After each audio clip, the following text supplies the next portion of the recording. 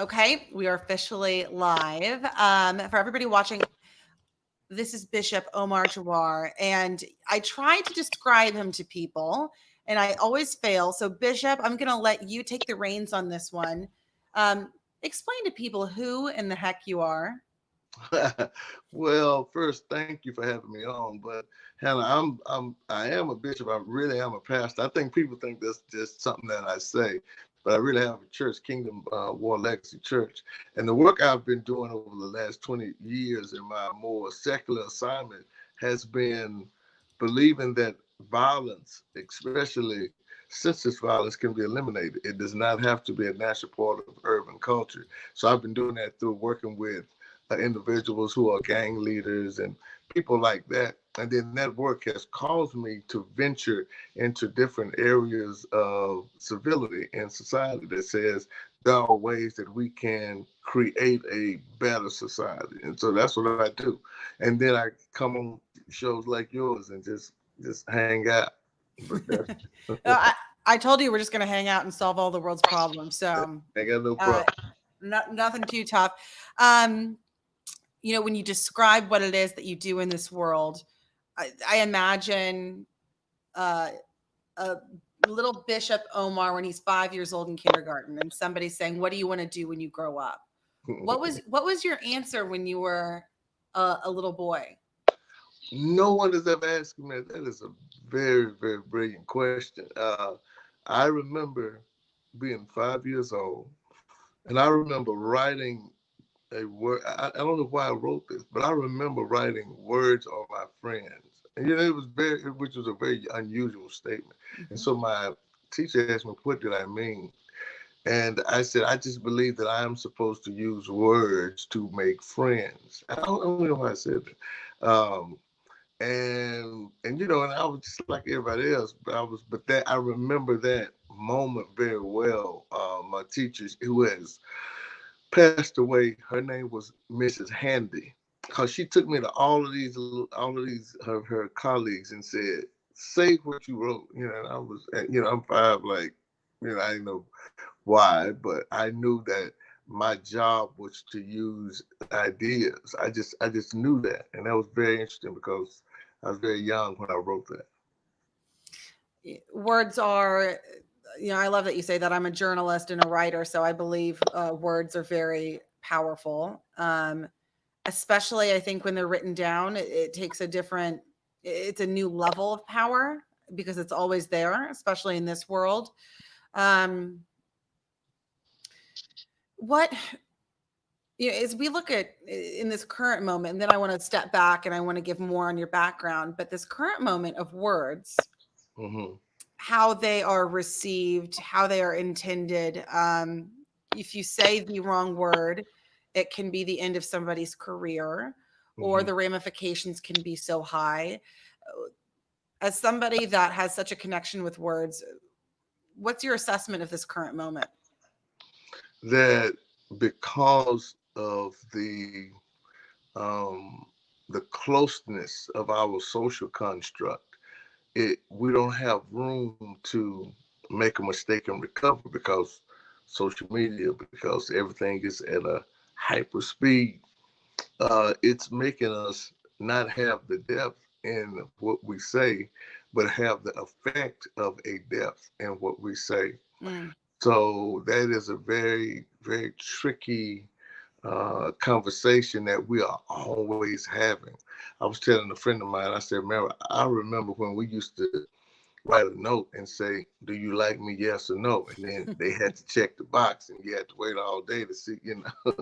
Now everything is so instant that whatever the yes or the no or the maybe, it has become intense because you don't have room for those things to grow in its natural course. So when you're thinking about it, when you have a culture that's charged with ideas, and you have people who don't have the depth of the words to kind of fundamentally figure out what those ideas mean, you have a person who has a platform but does not have the way to articulate what their platform is, or they can charge us in a different way, and it's very scary.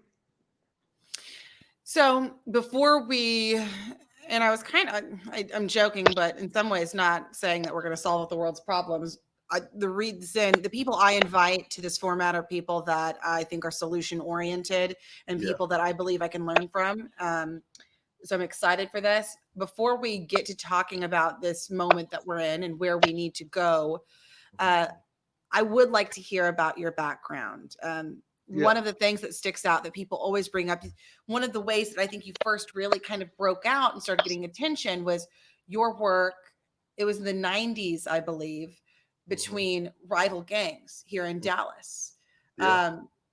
How did a little boy who wanted to make friends with words start working with the people that everyone else is afraid of? Yeah, I was in the early 90s, I was mentored by a guy, Amon Rashidi, who was a great guy, who is my friend to this day. But he mentored me when I was 15, 16 on this phenomena of gangs. I was always a leader. I just didn't understand what my position was. And so the gang phenomena hit in the early 90s. And I volunteered, which now that I think about it, I don't know why I would do that, but I volunteered at a prison to go in and have conversations with gang leaders at the youth prison side at Gainesville State Youth Prison. And then that led to me becoming the first gang intervention specialist hired by the state to deal with youth gangs, which then led me to deal with young adult gangs. And then I started training because I had a natural affinity. But see, I think my gift is I can hear a person and I listen and I can hear what their intent is. It's like I can Mm. discern intent beyond the moment. And so being able to do that gave me a natural way to create environments that were peaceful. I have an article, man, and it had to be 1997, where a guy who was just a gang member, and they were describing what I do. And he said, he makes me feel calm. Mm. And I think that was what was, even in that very violent and volatile environment, I was always inquisitive. And then uh, I used to say that I come in arenas to be a student and a peer, and then they allow me to be a teacher. So I come Mm. in always very inquisitive. Tell me why you are saying that word. Like I remember one guy said, "My goal is to cut people up and eat them." I never forget he told me that. And I was sitting by him and I said, "Do you want to do that like today? Do you want to start?" I mean, when he said, "Hey man, did you just hear what I said?" I said, "Yeah, but I'm wondering why are you saying it?" And it was funny. He kept talking. I said, "I'm gonna tell you, my interpretation is you want me to explain to the system that you need to be on meds so you can anesthetize yourself inside of a prison that you are not equipped to handle." He said that was good because I'm listening beyond you. I won't. When you start demystifying some of those things, the human spirit has a certain tone and has a certain cadence and a certain rhythm that if you listen to it and you listen well, you can hear those things in most of us. There are very few people who are so incorrigible, even if their behavior has been a menace, that there are very few people who have given up mentally. What is the what is the power? What happens when you listen? What happens when you listen to somebody who has never felt seen or heard their entire life? What is it in that moment? Yeah, that is it. When a person feels listened to, watch this, and I normally don't explain this, but thank you for asking. When a person feels listened to, they explain more, they explore more. So that inevitably opens up the choice dialogue because the choice inside of their wording gives room to doors that they didn't see. See, normally we make a mistake because things are moving so fast and we just make a joke. So when you slow it down, things are moving very slow. So you really start getting into this choice mechanism. And then they will then expose where their hands or hearts are too heavy or short to open up a door. And then you can say, I can lend a hand there, or I can, let me help you on this. And then it truly becomes less of a monologue and a dialogue. And it is very difficult to have dialogue without the one who is speaking really seeking to be understood. Mm. And so you have to really rid yourself of ego, because you're not trying to impose, you're trying to expose, you're trying to create mutual, I call it, people have heard me say this a lot, I call it mutual vulnerability. Mm. Trying to create mutual vulnerability, and that then leads to true dialogue. And so you have people like you like, if you ever look at my timeline on Facebook and my social media, I have very strange people saying, hey man, what's going on, because we've been both in mutual vulnerable spots where I had to allow you to see me and I see you, and we both were okay seeing each other in that moment. And then I can say, can I impose an idea that I think Mm. will help you? And they normally would say yes after the dialogue has been true, embedded. Where did you learn that style of communication? Was this an approach you studied, or is this a gut instinct that you've a practice that you've studied yourself or Yeah, created yourself? yeah, it's like the gift that you have as a journalist, we did, I've seen you, been in your presence, and when it's just something that like a great mechanic, or someone who cooks without a recipe, but Yeah. it always tastes right because they just know the. So for me, it is that is a gift that I believe God is just giving me that kind of insight, because I had no reason to know it. My father, who's my great example, pastor, always been in my life. My mother, who's been a great example, and so many other people who I have leaned and learned and all of that. So I'm not some autonomous person that came out of, but this particular gift, it was something that it was so natural to me that as I began to do it, it feels irrational for me not to. That's just what I do. So when I go into these settings, there's a calmness, and it's almost like the things heighten, the arena heightens for me, and Yeah. I can really see very clearly what we have to do, and it moves like that. And after a while, there's an expectation in my spirit for that thing to come over me, kind of thing, and it feels like that. I mean, it really does. That's the only way I can explain.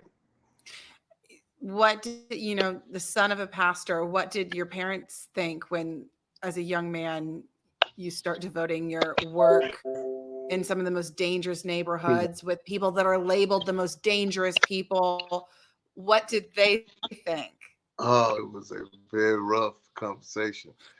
Oh man, my mother was she was like, I can't believe you're doing this. My father was more, he was spiritual, but even he was like, you He's still could be, dad. yeah, why are you, what's this about?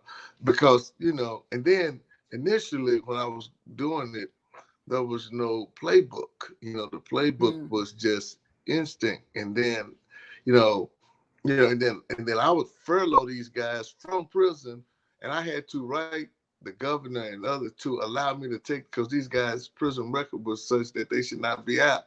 So I'm writing saying, hey, I need this guy out because this guy is the most important part of blah, blah. And they like, this is madness. And then afterwards, when they start meeting the guys, when they start meeting Milo, Chris, they start seeing what I saw. A friend of mine, Bob Bush, used to say, if you see what I see, you'll believe like I believe. So after a while, when they start seeing them, they would understand that this was a part of the process, that and that you cannot, that's why I always say that 3I. I know you've heard me say the 3I model. And one of the things I tell folks is you have to be intrusive. So you have to be extremely close to the client in order to do proper diagnosis. Most people do drive-by analysis, so they really can't get the Mm, details. They all look like gang members. They all look like terrorists. They all look like murderers. And you don't know. No, this mm, guy can actually cook. This guy can sew. This guy's a singer. This guy's a mathematician. This guy has, you get very close so you can do proper diagnosis. So I can say to you, it's not a monolithic tone that says gang leaders, violent guys. It's a whole lot that go into the human development. And so they then start afterwards, just it start being an expectation in their spirit. This is what he's gonna do. And so that's how it morphed into more of what we were doing instead of what I was working on. It just became, this is who he is. I love what you say about the asking the questions and the listening, because when you truly listen with that intent to hear somebody, um, they reveal themselves to you. And one of my biggest criticisms of my own industry, the media industry right now, is I'll see interviewers have people on and they'll ask a question and the person will get half a sentence out and the interviewer will say, no, you're wrong. They want to make the other person wrong. And I see that in dialogue and politics and personal. If your goal is to make the other person wrong, even if you think they are, that's a no-go point. If you truly listen and follow up with questions like you did, like when that man said an insane statement, and instead of you saying, that's crazy, what? You said, well, tell me about that.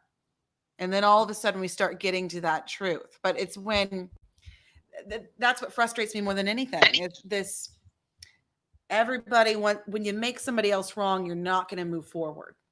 Oh yeah, I mean, when you come in, and it is hard to live moment by moment by moment. I think that's what makes you and yours, because I've been in a lot of media, conversations, and it's very rare where people are in that moment. They Mm, are truly trying to hit that deadline. Hey man, we got to get this in by, and I get it. You yeah. have to, because you have to live in a structure. But if you're doing that and not in the moment, you miss the nuance. You miss those things that give you clues as to, wait a minute, this has a different strand that I'm not familiar with.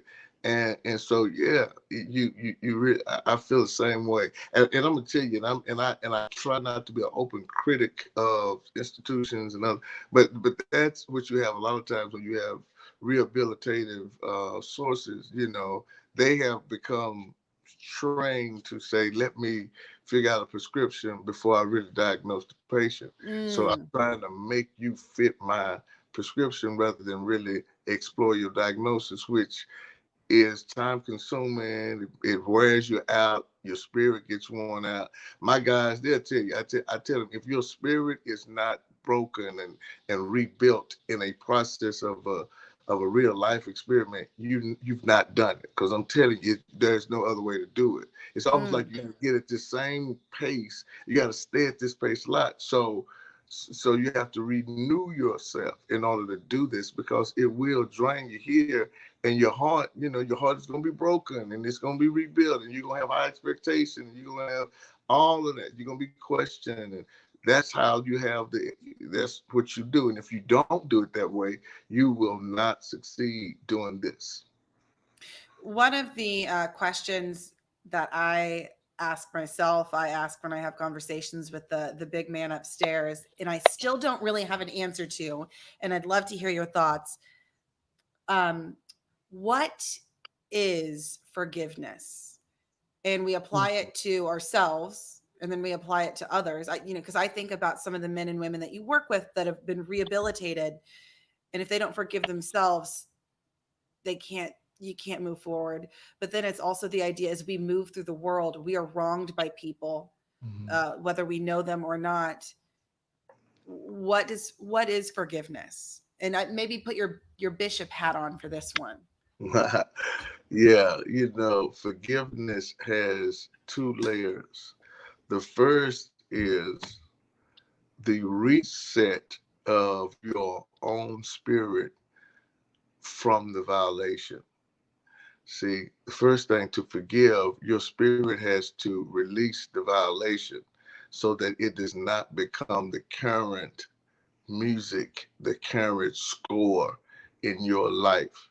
And that's very difficult because most of us, whatever that violation has been, it becomes an overarching musical score. It's almost like someone who is dating someone else, but you're still living in that past relationship Mm, because you are still on that musical score. So the first part of forgiveness is to allow yourself to reset, to literally reset and say, I release that thing, that experience, that individual to be a part of the crowd or the noise of what my past is, but not to be the current product of my present state or my future experience. But then the second part, which is probably harder, it is to um, say that someone who has a cognitive distortion mentally or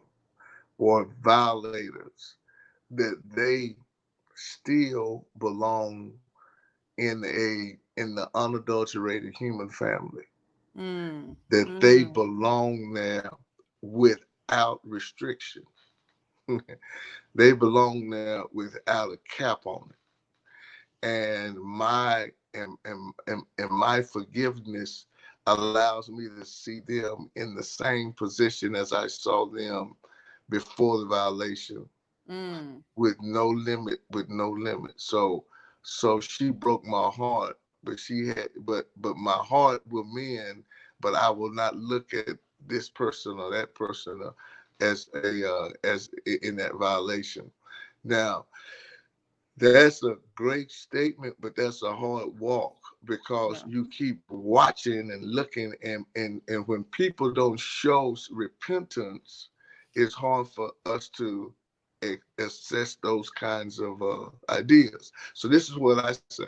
So in the spiritual sense, when Jesus says stuff like, if someone hits you on the left, turn the right cheek, and blah, blah, blah. This is what he is saying for me as spiritually, that you don't allow external behaviors to trigger your spiritual response. Mm. That You you don't stay in allow external behavior. factors, Yeah, behaviors to trigger your spiritual response. yes. Mm, That you stay in your same spot so that you don't have to conjure up forgiveness for mm, those who need it, or conjure up hatred for those who you say, I look to live in that space, and that space is what I strive for so often, that mm. your behavior does not trigger me. It's my kingdom responsibility and things like that. So that's how the scripture says someone can be in violation 70 times 7 in a day, and you still say you're forgiven. Because Mm. their violations is not what's making you forgive them. It's your spiritual, who you are, that cause you to live in that forgiveness mantra. And so that just is part of your aura. And even if you are holding folks accountable, you hold them accountable because accountability is part of your spiritual mantra. And Yep. that's the difference, because that's how I can look at when I used to deal with white supremacists, because I met with white supremacists truly. So when I would look at them and they would say all that stuff, and they would say that in front of me. And, Mm-hmm. and, and my next statement would be, okay, so let's talk about how you're going to get out of prison, bro. Because, I mean, unless we won't just keep on going on your speech, we could keep going. That's what that's what helps you get this out. And after a while, they would say, sir, are you crazy? I said, no, believe me, you are. Believe me, I'm not. You are. Based Yeah, on yeah. Between what me and the you. white supremacist, I think the white supremacist is the crazy one.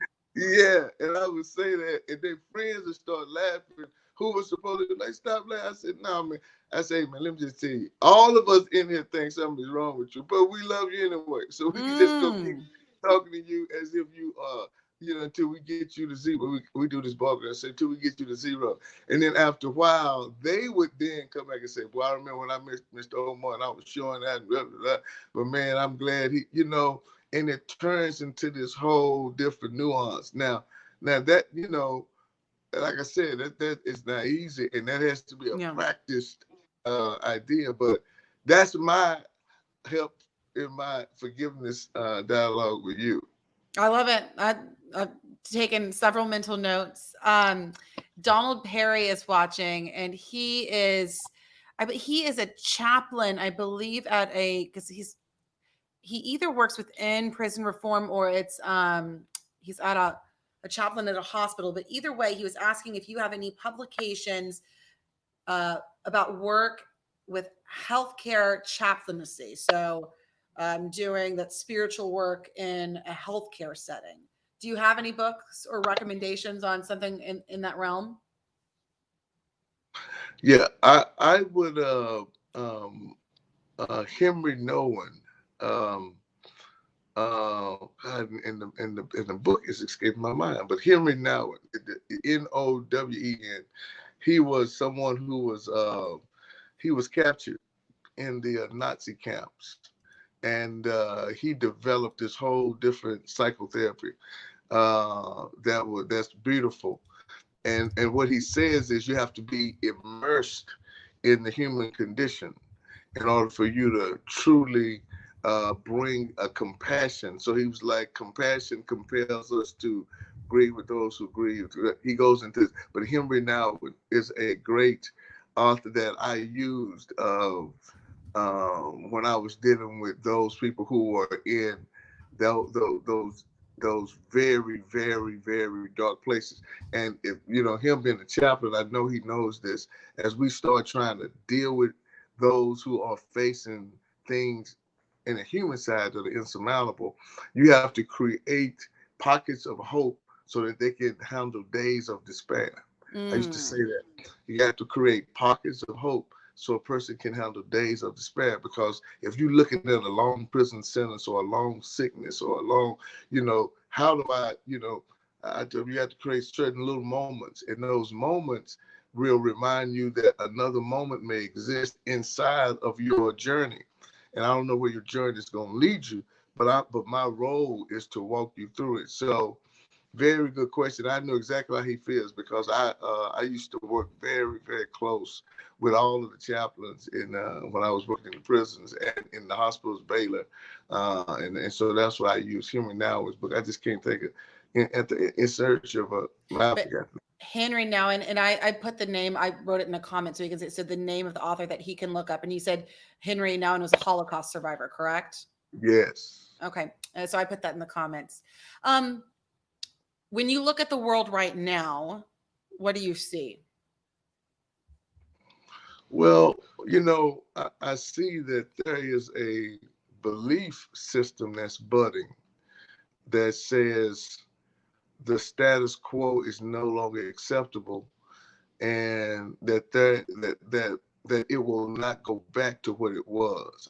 I said that to someone the other day, that there is a desperate need for a shift um, in our normal, and it's not obviously COVID, racial tension, but it's not just that. There's a change in our philosophical strand, and the biggest change that I see is we've embraced a live or die mantra. We're gonna live right or we're gonna die on this hill. That's a different space, because most people want this. Now watch this. Most people we want to live, and then we want to live comfortably. That's normally where we are. We really are not saying live or die, black or white, you either in or you out. And so when you have that belief, now here's the key.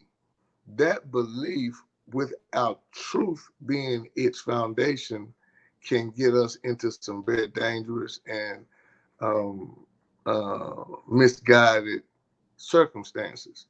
See, my father used to say to me when I say I'm sincere, he said, "Yeah, but you're sincerely wrong." So that sincerity is cool. These people are saying I'm in it. So now we, as wisdom givers or whatever we are, whatever our roles are, have to lay truth into this new belief system so that we won't be down on heels that are not necessary. So we can hold truth at its highest level of intensity and protest, and we should have all of that. But we should be having that saying that we want to purify the ideas of where we at, not I just want to destroy it all, because destruction and chaos can seem like a great alternative when you think folks are moving slow. But it should be the shake up to reorganize, not the shake up to keep it shaken up, because there are some casualties that can come if we are not careful, some casualties of people that we truly love. And so we got to just be careful with that. I tell people all the time that when you ask me, well, Bishop, how many people died? And I said, see, I can't think of how many people died when I do funerals and things of young people that we love. I say I got to think of the person that died. So I can't look at it as people, because there are some individuals that's attached to our stuff. So all of these things that I see, I love the fire. I just want the fire to be a purifying fire, not a destructive five-alarm wildfire that does not have any direction. And this is where it's tough, because we are talking about big ideas, and the thing that I always want from the thing that I yearn for from leadership is specifics. What are some of the specifics of things individuals can do, society can do, or specific ways to realign Mm-hmm. that fire or the way we think about each other? Mm-hmm. Um, Look, and you could go so many directions with this. yeah, but that's good. I mean, that's good. It's great. It's great to have a good speech and a good fire up. That's good. But you're right. It has to get down to the rubber meets the road. I told you what I did. I volunteered at the prison where I started feeling like this, which was weird, which was so uncomfortable, which didn't make any sense either. Because I was driving 86 miles one way to go, it wasn't even a job, and it was crazy. And I did it for months because I knew I was called. See, you have to find areas where there is tractionable ways to do what it is you are saying needs to be done. Watch this, and let me give you a very. This is gonna really get spiritual. So those who are not spiritual, don't be mad at me. Gideon in the scripture was because his father's house had been taken over by an enemy. It was an angel sitting under a tree, and he said, "Hey, you're a mighty man of valor." That Gideon looked at him and said, "I know you can't be talking to me, because I'm the least of the least tribe, and I'm the least of that, and I'm stealing food from my father's house, hoping that my enemies." And then he starts saying this, watch this. Gideon said, "And if I'm so mighty and if God is with us, why are we going through all of this?" And then he said, "Because he sent you to save them." See, some people think about what's the whole world, and he said, "What about the neighborhood that you in? What you gonna do?" He said, "I'm sending you. You ain't got no army, but I'm sending you." See, we're having this deal called momentum conversations, where we're gathering 24 people, black and white, because it's racial stuff, to walk with each other for as many days or many months. We're gonna have dinners and all of this, and we started that July 2nd. Like, that's like something that we're gonna do. Uh, we have decided to find 4 neighborhoods in Dallas where violence has taken over, and we are activating 40 OGs in 4 neighborhoods to handle the violence. That's just in my world, but there are individuals you can mentor. There are organizations you can volunteer with. There are ways you can become a part of whatever this growing mass of people who wants to do something. You have to just do it. You cannot wait on some signal from some guy or some. It's none of that. You have to literally get up, be uncomfortable, be a part of a solution and go find ways to specifically impact. Because what happens is this: those doors create more opportunity and more ways to do what it is you want to do. And listen at this part too, that there are great, um, I was told that certain people look at a house, right? And they describe one room so well. Like they can describe racism or violation. But they have never been in the other rooms of the house. So they are just good at talking about the one room and don't know, it's another room called volunteerism. There's another room called voting. It's another room called entrepreneurship. It's another room. So we get so stuck in one room of the house and we become great at defining the problem that we don't go to the other rooms in our house called solutions. So I would ask people to get out to one room.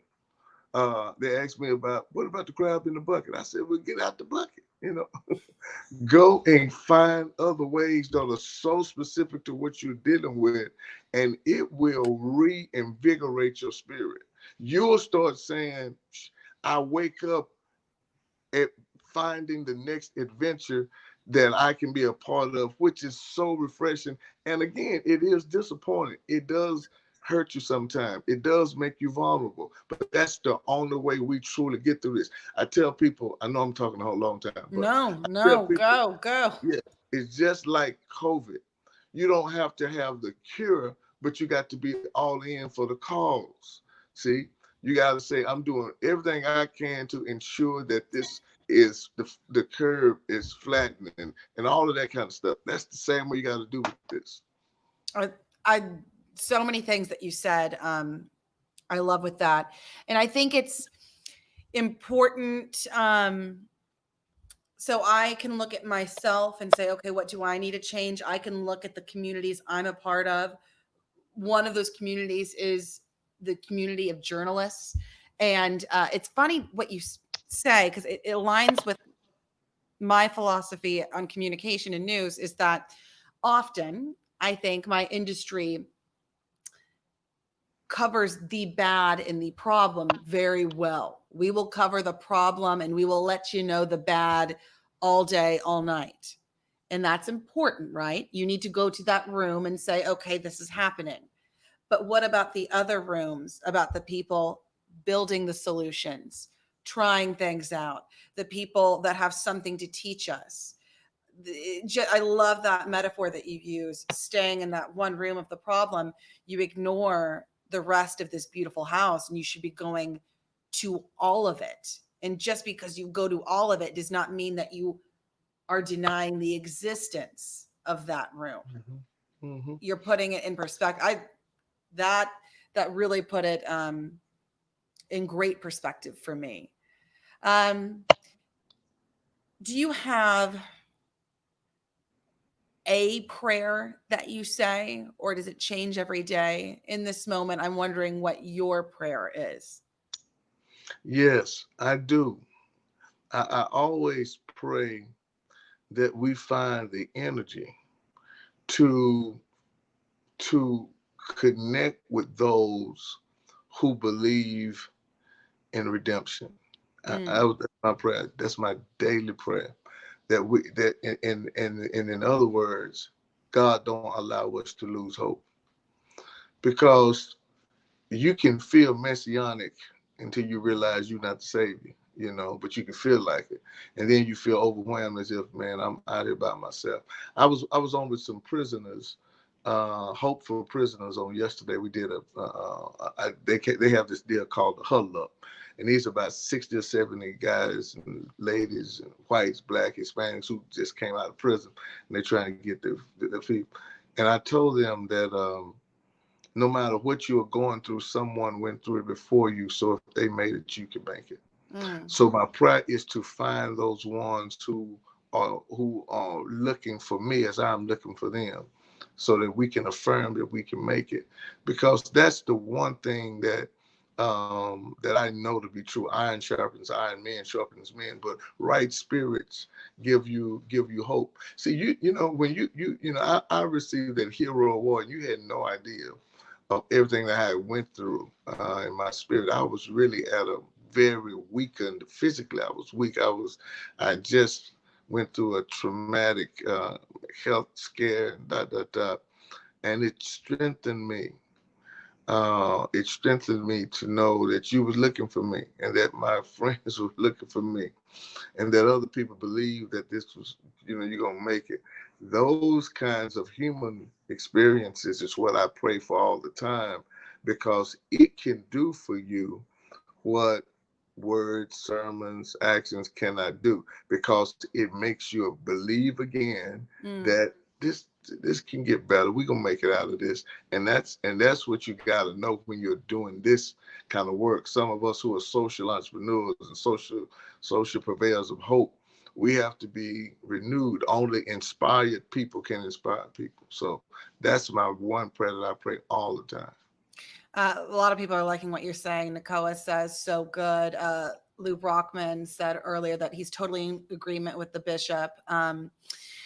It's I knew I was going to be so happy to talk to you. I only have one or two questions left. I thank you for all the time that you've given me. But I didn't think about that. How the work that you do, it requires such patience and eternal vulnerability, which, like you said, comes with disappointment, but you keep going. And how your hope muscle, you've trained it. And I think in this moment, because I'm always going to default to hope, because what's the point if you don't have that? But even in this moment, there are times that I look at the way people talk to each other and um, tear each other down, and it is discouraging to me. So that prayer of hope right now, that's something that if I'm going for a run or a hike or a bike ride, that you can just say over and over. And I think that's the thing to key into. I really do. Yes, yes. It will give you a certain amount of faith, and a certain amount of resilience. It'll re-trigger your resilience energy. It'll get you back positioned to say, okay, it's worth it. It's worth it. All news media ain't bad, I, that I'm looking at a good one.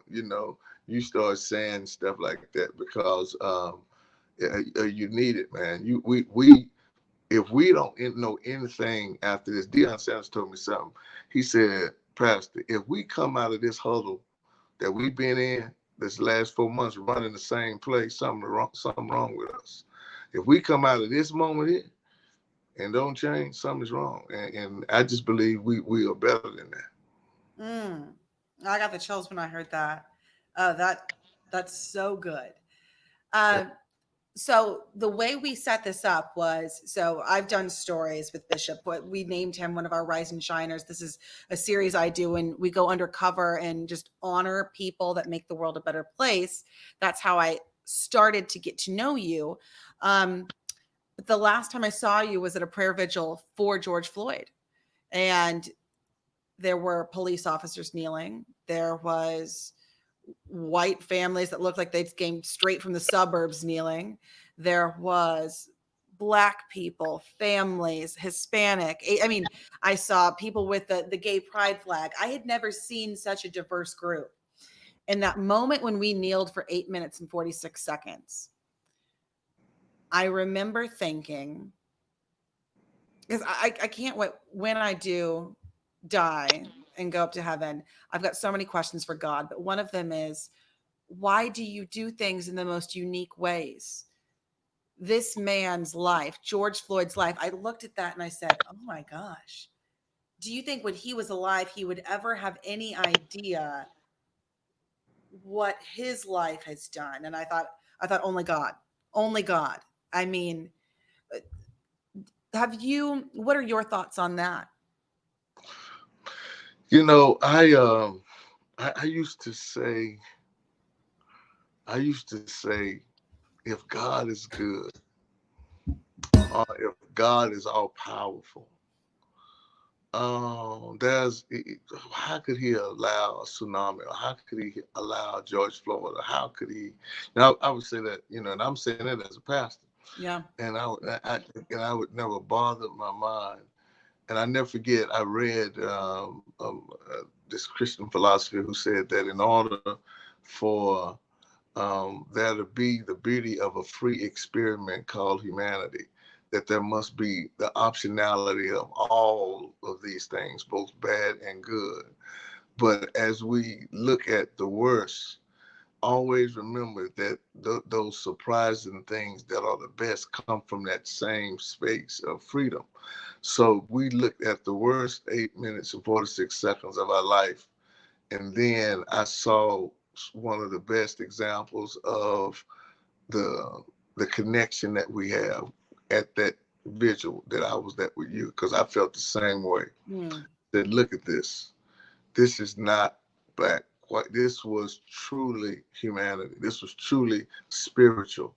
And and I don't want life. I don't like death to be a reset. I don't like that. I don't agree that that's necessary. But if there's a way to reset us now, and we are reset, and that reset then creates a new normal that brings us to more life, I say, God, I begrudgingly ask that this don't happen again, but I thank you that we are in a moment that is different. And so let this difference, not leave us because we get Mm. tired. And so that's how I reconcile those rough times. But yeah, but my spirit was lifted, though it was in sorrow. I did, Yeah. as the scripture say, I didn't grieve as a person who had no hope. Yeah. I was grieving, saying that we do have hope. Well, and you talk about and you articulate this so well because words are your friends. Um, it is the nuance of it that it will never not be heartbreaking what happened. It will never be okay what happened. And at the same time, something good is happening because of it. These things are true at once. Min Capra, who is a mutual friend of ours, he's watching. He's quoting. He says, "Only inspired people can inspire people. Continue to inspire and empower. We love you." I got to meet that family. You talk about a spirit filled family. There's some power. There is some power there. Some of my closest friends on the planet, beautiful, beautiful spirits, beautiful ideas, beautiful folks. When I went through my roughest moment, kept that group right there. Not just what they're doing with the sons that I love, the engineering and all that. They walked me. They walked me through that dark place and said, Mm, "I'm not. You ain't gonna stay in this spot." And meant it, and made me believe that a year, because this was a year and a half ago, that made me hmm. believe that this year was coming. That so ain't that we stuck together, kept man and Nia and the son, all of them. And they've been with me through many journeys, from my name change to my to who I am, and see, it's folks like that again create that type of rhythm in your life that says, boy, I needed to see that. Yeah. I needed to see that that this kind of mutual benefit happens when you are in touch with folks with the right spirit, like you.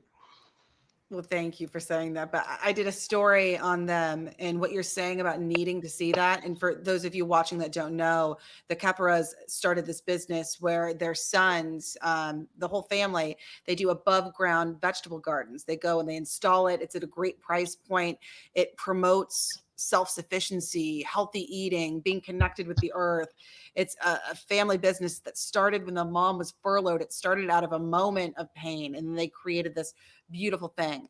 But I put this little story about a family that makes vegetable gardens, and it was shared thousands of times. People needed to see that there was a power in them just connecting with that natural thing. I mean, it Yeah, was, I can't take credit for that. That was all them. yeah. Um, Donald's been watching. He's our hospital chaplain. He says he loves this. He appreciates the conversation.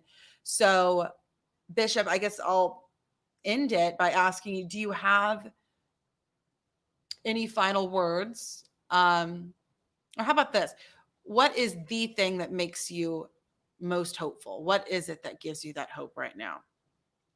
I think, and first, thank you again, and I really, really mean that. Thank you for who you are and what you've shared with this Dallas area. We have a jewel in you, and your unique ways to find it. Because I don't know how you found men and Nia and that. I don't know how you found us. But we follow you and we honor that. It's very rare that you're trying to find those different doors. So thank you.